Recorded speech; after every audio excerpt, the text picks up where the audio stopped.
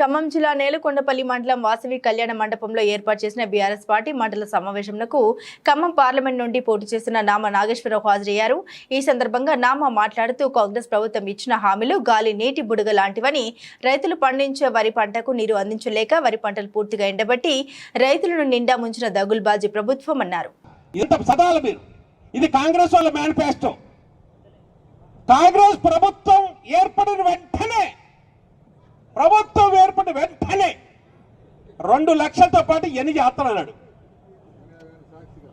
అది సోనియా గాంధీ సాక్షిగా, కొన్నిటికి ప్రియాంక గాంధీ సాక్షిగా, కొన్నిటికి రాహుల్ గాంధీ సాక్షిగా డిక్లరేషన్స్ ఇచ్చారు. అక్కడ పెద్ద తేడా పడిపోయింది. ఇప్పుడు ప్రజలు గమనించారు ఇదంతా 4 నెలలు ఏం జరిగింది. ఎక్కడో కాదు, ఇక్కడే మన దగ్గరే వరి పంట ఇంకొక తడిచ్చినట్టయితే, ఒక 2 తళ్ళిస్తే పుట్టకొచ్చినటువంటి వరి పెద్ద ఎత్తున నష్టం జరిగిపోయింది. మన దగ్గర జరిగింది. అదేవిధంగా మన రాష్ట్ర వ్యాప్తంగా కూడా దగ్గర 15 లక్షల ఎకరాల పంట నష్టం జరిగింది.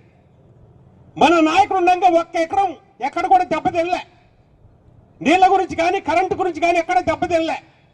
కానీ వీళ్ళు వచ్చిన తర్వాత 15 లక్షల ఎకరాల దగ్గర పంట నష్టం జరిగింది. ఇక్కడ కూడా మీ నేలకొండపల్లి ఏరియాలో మేము కూడా తిరిగినాం, చూసినాం. ఇంతకుముందు రైతులతో మాట్లాడింది మన మధు గారు చెప్పాడు. ఇవన్నీ కూడా వాస్తవాలు. రైతులు ఏమాత్రం కూడా పట్టించుకోవట్లేదు. బడుగు బలహీన వర్గాలను ఏమాత్రం కూడా పట్టించుకోవట్లేదు.